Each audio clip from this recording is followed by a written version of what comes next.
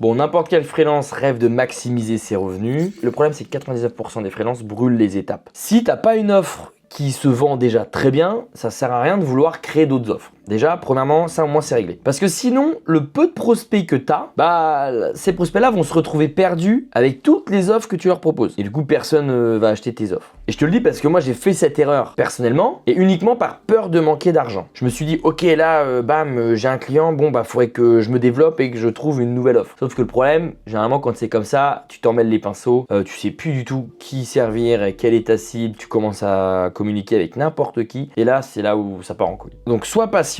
D'abord, tu trouves une offre qui se vend bien. Tu peux checker mes vidéos ou alors tu peux aller directement en description. Moi, j'ai fondé le programme QLF. Mais seulement dès que tu as une offre qui tourne, là, tu peux passer aux étapes suivantes que je vais détailler tout de suite. Une autre source de revenus que tu peux faire à côté de ton offre qui se vend déjà très bien, c'est de casser ce putain de syndrome de l'imposteur et de vendre un produit. En gros, tu prends toute l'expérience qui t'a permis de passer d'un point A au point B, tu mets ça dans un produit et tu vends ce produit à des gens qui sont au point A et qui rêvent de passer au point B. Et du coup, pour ça, il y a plein de questions à se poser. Donc, me dis pas que j'ai pas d'expérience, la vie est trop difficile, je sais pas quoi. Non, me dis pas ça. Parce que il y a plein de questions que tu dois te poser, comme qu'est-ce que vous avez appris depuis ces X derniers mois ou X dernières années? Quelles leçons tu peux en tirer de tout ce que tu as appris? Quel conseil tu donnerais à ton toi d'il y a un an? Et surtout, qu'est-ce que tu changerais si tu devais tout recommencer aujourd'hui? Il y a forcément des trucs que tu changerais, des trucs que tu ferais différemment pour gagner du temps ou pour être sûr d'avoir un résultat. Et bien ça, tu peux créer un produit, donc que ce soit sous format e-book ou format vidéo, formation.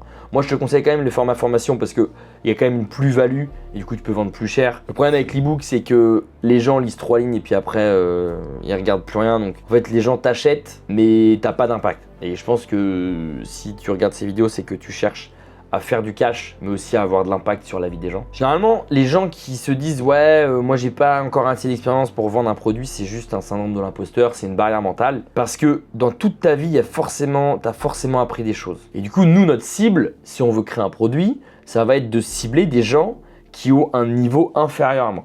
Ok ?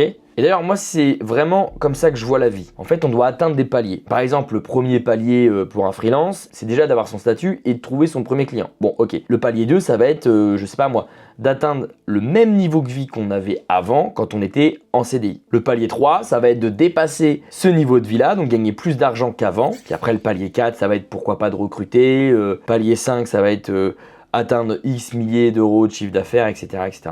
Et du coup, il y a forcément des gens qui sont actuellement au palier 5 et il y a forcément des gens actuellement qui sont au palier 1. Donc moi, si je suis au palier 3, je me dis, je peux très bien aider les gens du palier 1 et du palier 2 à atteindre le palier 3. J'espère que ça c'est assez clair. Mais ce qui est cool avec cette source de revenus là, c'est que c'est complètement scalable. Parce qu'une fois que votre produit est prêt, vous pouvez le vendre en quantité. Que vous le vendiez à une personne ou à 10 personnes, ça vous aura demandé le même effort. On est d'accord? Par exemple, pour mon programme QLF, j'ai tourné plus de 20 heures de formation pour aider les freelances à passer de 0 € à 5 000 € de chiffre d'affaires par mois. Si aujourd'hui je vends une formation ou si j'en vends 10, ça m'aura pris le même temps. Bon, après, moi, c'est un peu différent parce que j'ajoute tous les mois des cours pour essayer de faire en sorte que ma formation devienne la meilleure et surtout faire en sorte que les gens qui achètent chez moi, ils soient 100% satisfaits.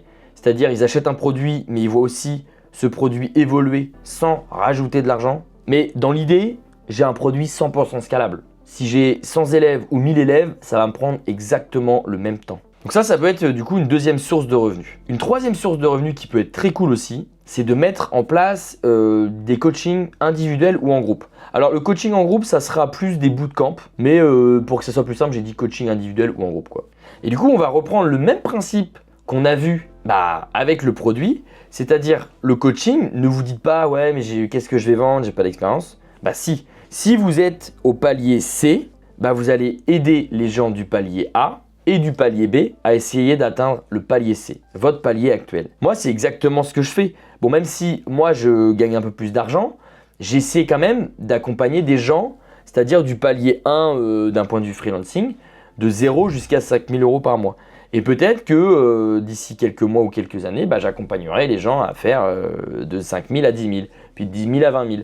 Donc c'est vraiment quelque chose, moi je vois vraiment ça comme un palier et je peux vous assurer que ça va peut-être vous faire péter des barrières mentales de réfléchir comme ça. Et si vous remarquez bien, ça peut être valable dans tous les domaines. En fait, là où les gens ont envie d'évoluer, il y a de l'argent à se faire. Par exemple, moi quand j'étais skateur, j'ai beaucoup skaté Et si on reprend le même principe des paliers, c'est que en skate, il y avait des paliers. Il y avait d'abord comment on fait un ollie, donc un saut, ensuite comment on fait un show vide, donc le truc comme ça, ensuite comment on fait un flip, donc là la board qui tourne. À chaque fois, c'était un palier et à chaque fois, c'était toujours des mecs au-dessus de moi qui m'expliquaient comment faire la figure que je voulais faire. Donc à chaque fois, c'était des mecs meilleurs que moi qui m'aidaient à passer à un niveau supérieur. Donc peu importe votre stade, vous avez forcément des choses à apprendre aux gens. Et si c'est pas le cas, on arrête de se palucher, on va tester des choses, on va apprendre des choses, on va lire des livres. Et puis à un moment donné, vous allez avoir de la connaissance. Et cette connaissance, vous allez pouvoir la revendre à des gens qui ont besoin de cette connaissance. Mais s'il vous plaît, arrêtez d'être passif. Le monde, malheureusement, ne vous attend pas et ne vous attendra jamais. Et si je peux vous donner un conseil, arrêtez d'attendre pour vous lancer. Parce que plus vous attendez de vous lancer, et plus ça sera difficile de vous lancer. C'est un peu comme le skate.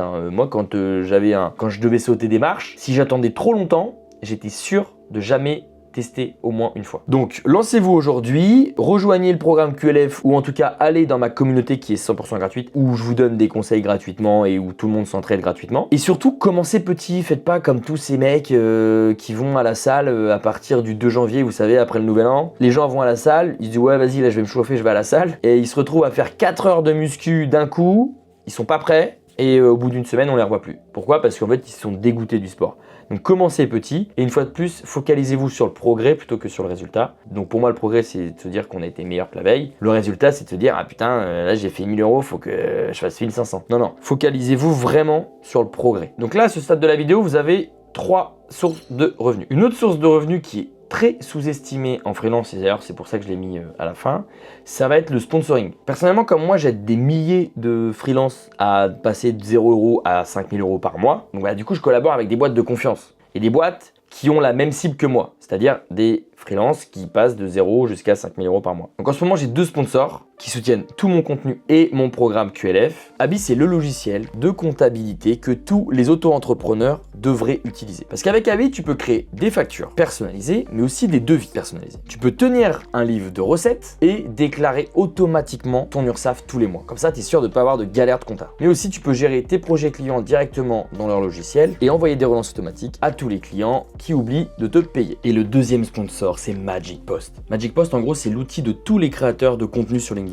Et grâce à l'intelligence artificielle, vous allez pouvoir générer des posts de qualité en quelques secondes. Il y a une partie générateur où en 2-3 clics, vous allez pouvoir générer un post. Il y a une partie idée, du coup en un clic, vous allez pouvoir générer des idées qui correspondent à votre cible et à vos sujets de prédilection. Donc si vous avez l'habitude de créer beaucoup de contenu sur LinkedIn, là je peux vous assurer qu'avec Magic Post, en 1 heure, vous allez pouvoir générer tout le contenu de votre mois. Donc si tu te dis ouais, moi j'ai pas assez de visibilité pour faire du sponsoring, je peux vous assurer que n'importe qui peut faire du sponsoring. Pourquoi? Parce que toutes les boîtes ont besoin de créer du contenu. Donc évidemment, tu vas peut-être pas prendre les mêmes chécos que moi je prends, ce qui est normal, et comme moi je prends pas les mêmes chécos que Squeezie, je peux t'assurer que si tu le vends bien, même si tu fais pas beaucoup de vues sur LinkedIn ou sur un autre réseau social, tu peux quand même générer un premier salaire. Donc évidemment, tu vas peut-être pas gagner 4000 balles d'un coup, mais tu peux commencer à vendre, je sais pas moi, une petite prestation à 500 € par mois tous les mois. Donc déjà, tu as au moins 500 balles qui tombent tous les mois. Et je sais pas, ça peut être 5 ou 6 posts dans le mois à faire en mettant en avant une marque. Et d'ailleurs, ça peut être aussi cool pour ta preuve sociale, au-delà de l'argent, parce que les boîtes quand même, elles se parlent entre elles, les fondateurs se connaissent entre eux, et du coup, si tu commences à travailler avec telle boîte qui connaît tel fondateur, ce fondateur peut dire ouais, lui, il travaille bien. Moi, c'est exactement ce qui s'est passé avec plein de boîtes, parce que j'ai commencé une première collaboration avec 2 entreprises sur LinkedIn, et puis après, ça s'est enchaîné, et limite tous les mois, j'avais une nouvelle entreprise qui collaborait avec moi. Et le sponsoring, c'est pas uniquement de devenir influenceur, tu vois. Genre, tu peux vraiment avoir une newsletter, ou par exemple, si tu as, je sais pas moi, 1000 contacts dans ta newsletter, tu peux très bien le mettre en avant et dire, voilà, j'ai 1000 leads ultra qualifiés pour telle cible. Évidemment, il faut trouver la bonne entreprise, c'est-à-dire il faut que l'entreprise ait la même cible que toi, ok? Bon allez, si tu as d'autres questions, n'hésite pas à me les poser en commentaire. Et si tu as besoin d'être accompagné, si tu galères à devenir freelance, franchement, tu sais où toquer, je te mets tout ça en description.